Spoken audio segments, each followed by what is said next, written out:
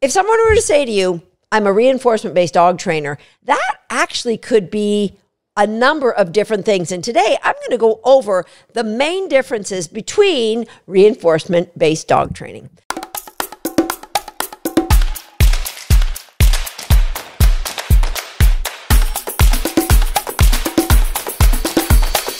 Hi, I'm Susan Garrett. Welcome to Shaped by Dog. And you may not realize that there's a lot of different ways somebody may train their dog if they are a reinforcement-based dog trainer. Now, the first one that most people would think about is luring, where you put a food lure between your fingers and you lure the dog. But that is one of 4 or 5 or maybe even 6 main ways that somebody could train their dog. And those 5 or 6 main ways are all very dramatically different. It's rare for somebody to use all 5 or 6 of them. Actually, I don't even know if it would be possible. Let's find out. Methodology number 1, I just said, it's luring. And so there's a formula, which is lure, behavior, reward, meaning you get the dog luring with something they love. That's really important. You can't just say, oh, I'm just going to pick a piece of food out of my pocket. My dog's going to follow it. The dog has to love it. All right. So lure to get a behavior. If you wanted your dog to sit, you would put the cookie over their head. And that would cause like gravity to help the butt to want to go to the ground. And so you're going to get the dog in a sitting position. And that is the behavior part of the lure behavior reward. And then you deliver the food to the dog. Okay. So it's important to know it's not just food that you can use for luring. A lot of basic dog training is done by many, many people all over the world, done with a lure of some sort. So you could use a tennis ball if your dog loves tennis balls. You could put the tennis ball up in the air or put the tennis ball on your hip if you wanted your dog to walk on a nice loose leash beside you. There's a lot of different things you could use. In dog agility, a lot of people will put like the dog's favorite toy at the bottom of a dog walk or a seesaw or an A-frame in training to get the dog to drive to it, or in weave poles. All of those are the same thing, but just using something different that the dog loves. Now, I personally virtually never use a lure in my training. And I honestly can't think of something that I can say, except for this. I would use a lure for this. Maybe puppy stretches. That would be a good one, where I would put a cookie on the puppy's nose and I would put the cookie and touch it to their hip in order to get a nice stretch. That would be something I would use a food lure for, because I'm not going to create a behavior. Oh, I actually have. But I generally don't create a behavior like that. My dog, Momentum, will hold her nose to her hip. And that's a behavior that she knows. Okay, but 99.9% of my training is done without any kind of a lure. All right, so how do you train your dog, Susan? As I've mentioned in the past, I use food, I use toys, I use everything that my dog loves, activities, but I don't use it as a lure. And I don't know if we're going to be able to get into the details of why I don't in this podcast episode, but I promise you, I've got one coming up which will share the details of why I do not lure behaviors. Part of it is my observation as a 30-year professional teaching people, but a big part of it is the science behind how dogs learn. And there's tons and tons of scientific papers that support why it's actually a great idea not to use food lures in your training. Having said all that, let me just say, there are a lot of very successful dog trainers using food lures exclusively as their form of reinforcement-based dog training. And I will get into the reasons why I don't in an upcoming episode. Okay, so luring, I think the world knows about food luring. Now, before I leave food luring, I've just got to mention, I actually used food luring in my training way back in the 80s. It was the first way I was introduced to dog training. And I just want to share, if you are somebody who uses food lures, doesn't make you a bad person, but if you want success, you have got to have a plan of how you're going to fade the lure, because that's when food lures or any kind of lures in training don't work. is when people don't get rid of the food lure because the behavior gets attached to the lure. There is only one exception to that, and that is with some breeds that are so driven to do the work, they work in spite of being lured. And I could give you many examples. A lot of Shelties in the sport of dog agility, they learn with food lures, but they learn to be really, really fast because they love to run and chase their owner. A lot of Schutzhund trainers use lures, but they're working with breeds like Malinois or German Shepherds that are so driven by the work that it's just insignificant that they use lures to start them. Number 2 on the reinforcement-based dog training, it comes by a number of different names. Observational learning or social learning. Occasionally it's called modeling, but there's some question whether that's technically correct to call it modeling. And that is when a dog learns by watching either a person or another dog. So if they see a dog do something like my puppy will learn to get up in a hot zone when watermelon's being thrown around because all the other dogs seem to be in the dog beds because they love watermelon. So puppies do learn both great things from other dogs and not so great things from other dogs. Now, there is a form of formal dog training called do as I do, where the person actually models the behavior, which is why some people call this modeling. They model the behavior for the dog. Like if they wanted the dog to turn, they would turn and then wait for the dog to offer the turn, or they would touch a foot target and wait for the dog to offer the foot target. Now, the dog will have some understanding of behavior offering before this, but there are people who do that. Again, nothing that I have ever done in my training.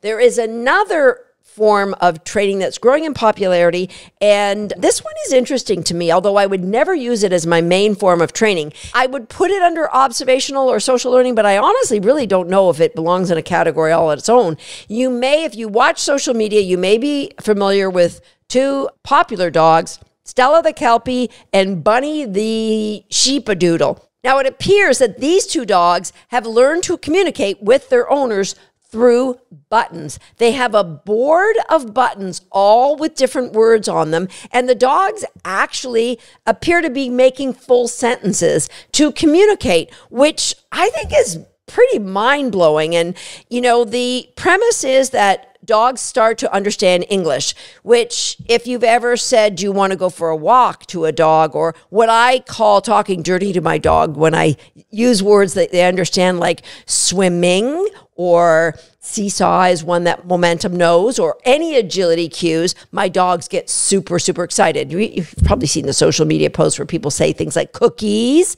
and grandma's house and etc. Okay, so the premise that dogs understand English, they group the words in categories of activities or descriptors of that activities. And so they teach the dog through social learning, in that when they are going to go outside with a puppy, they'll say, we're going to go outside, and the person will touch the button and they'll say, do you want to go outside? And they'll use the word outside in different forms as they're going outside.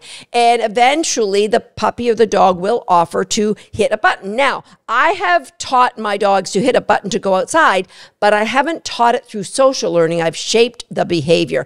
With my current puppy, just as an experiment, I did teach it through social learning, and believe it or not, she is hitting that button only when we ask her, do you want to go outside? Okay, so that is kind of interesting, and it's something that I've never done, social learning, but I am, as an experiment, doing it with belief, but I am doing all of the other training that I normally do with puppies as well. So that observational learning could be divided into the 2 different categories, the do as I do and then the social learning through hitting buttons. The next category is capturing behavior. Now, if you're watching this on YouTube, you can see a picture behind me of my dog Swagger putting his paw on his mother's head. Now, that is a captured behavior, in that I actually taught one of my dogs the cue pals, where she put her arm around another dog, and it was just captured like that. Capturing a behavior means you wait until it happens,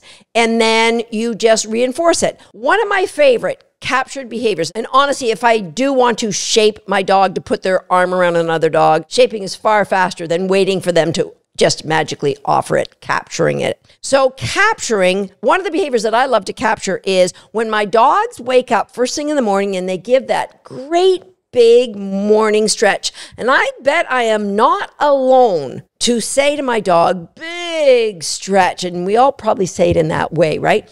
That's a big stretch. Oh, a big stretch. And then you reinforce it. Now, just you saying big stretch actually reinforces it. But I often give my dogs cookies after they do that big stretch. You know that they walk out the front end and then they point their toes with the back end. That's capturing a big stretch. Now that's different than what I do when I shape my dogs to stretch their rear paw and hold it out there. Very, very different. I think a morning stretch is really more authentic, which is why it's a behavior that I love, love, love to capture. Why would you capture behaviors? Well, for the one reason that they might not offer them as authentically if you were to shape them.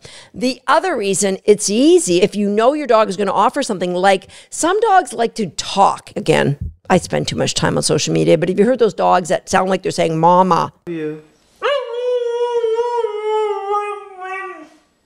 Right? French bulldogs or pugs, tater salad. My dog Feature, we'd say she was giving a woo-woo, and she would sound like she was talking. That was captured. She did it. We reinforced it by talking back to her or laughing or giving her a big pat on the ribs, sometimes giving her a cookie for it. And so those are behaviors that captures. Now, the downside of capturing behavior is if the dog doesn't feel like giving it to you, there's nothing you can do. So if I've shaped a behavior, there's a lot of foundational layers to it. So if my dog doesn't feel like giving it, then I just go back to some of the foundational layers, build that up again, and so that it's more, yes, I will do it because I've been given all this value for these other layers. Something like stretching, if my dog doesn't feel like stretching, we're done. We're done. So captured behaviors, it's like, capturing a picture. You're just getting the end behavior. There's no stages to get you to a place if you want to go back and fix it. The next category is shaping, but just like observational learning, I'm breaking shaping into two categories. So there's something called free shaping, which is how I started way back in the 90s shaping behavior. And there's what we do, which I'll get to in a second. Free shaping is where you get yourself a clicker and a bowl of cookies and you stand in a room and you wait for your dog to do something. And maybe they turn their head and you click and you feed that. And maybe they move towards the door and you click and you feed that. Now, obviously, you're going to have an outcome in mind, but you're waiting for the dog to do something. It's free. They're just doing things. Now, you might not have an outcome in mind when you're free shaping. You might just go, hey, let's just see what they want to offer. And so you just click and reward anything the dog does and you see what happens. You can also free shape by putting a prop down and click and reward the puppy or the dog for interacting with that. Sometimes I'll get a dog interested in shaping by putting a container, like a plastic container with holes in it and a big meaty bone in there, and click and rewarding the dog for just interacting with that thing, right? It's a way of getting them to freely offer behaviors. So free shaping is free. So if somebody wanted to teach a dog, let's say, to retrieve something, they might put like a ball down on the floor and they'd click the dog for looking at it and walking towards it. There's a video on my blog that shows a great example of me free shaping a behavior way back in the 90s and then me shaping it the way I do now. And the difference was, I believe, the one I did with my Border Collie Stoni way back when, it might have been in early 2000, I can't really recall, but it took 3.5 minutes for her to get the behavior. With my Border Collie Encore, dogs very closely related, it took like 3 seconds to get the same behavior. Okay, so free shaping to me, I don't do it. The only time I would do it is if I just wanted to click and reward a dog for doing whatever they felt like doing, which honestly I used to do back in the 90s, but I really don't anymore. The reason why I don't free shape is because I believe, number one, you build in a lot of cheap behaviors you might not want, and that might be difficult to get rid of. For example, if I wanted my dog to pick something up and they're getting frustrated and anxious and they'll start vocalizing, and then they pick something up, and you get that vocalizing into the behavior. You get the anxiety built into the behavior. So I don't want the cheap behaviors like barking, or they might start, digging their feet or whatever they're doing because they got rewarded for that before. In the video clip that I spoke about on my blog, my dog Stoni jumps up and grabs a rope because it was reinforced before when I was trying to get her to jump on a cooler. So free shaping, it's free. It's a lot less structured. What we do, I don't know that there's a name for it. I would call it layered shaping or efficient shaping, honestly, more intentional shaping. And what we do is we manipulate the environment so that the correct choice for the dog is the obvious choice. And that's why I trained two border collies, two brilliant border collies, very, very closely related to each other, the same behavior, and it took like 100 times less time to do it the way I train now. The behavior was get your dog to jump on a cooler, and I was standing across the room when I did it with Stoni. If I was doing it today, I probably would take the lid off the cooler and put a cover on it. The dog would get up on that. I would take the cover off. The dog would get on that cover, and then I put the cover on the cooler. So I'd even break it into more layers. What's the advantage of this? The more layers you put into a behavior, the more confidence that grows as the behavior grows. I've seen people who say, hey, I got a new seesaw, and so I want to do agility with my dog. I've put my dog over it. They look like their nails are out, and they're little bit worried, and because there's no layers involved. I've got 20 or 30 layers to how I teach a seesaw. Okay. So with layered shaping, I think that's a good name. Did we just coin a phrase here on this podcast episode? Layered shaping, there's so many layers that grow confidence leading to the final behavior. So you get to the final behavior with a lot of confidence. And the difference is if something gets a little bit sloppy, go back to any one of those layers and put more reinforcement in it. And then you've got brilliant behavior. Okay, so there you have it. 5 categories, probably 6 different methodologies of training a dog in a reinforcement-based program. But as you can see, 7 vastly different ways of training a dog. In our next episode, I'm going to dig a little deeper into why I prefer layered shaping over the more traditional lured approach to reinforcement-based dog training. If you have any questions, jump on over to YouTube and let me know. What is your approach to reinforcement-based dog training? And am I forgetting a methodology? I hope not, but it's possible. See you next time, right here on Shaped by Dog. Focus, fam. Now he's diving in. It's time for you to dive into some fresh content. You're not going to know it's there unless you hit the subscribe button. And be sure to turn on the notification bell so you'll never miss another video. And if you're already a subscriber, well, let's have a party for you. A little bit of reinforcement.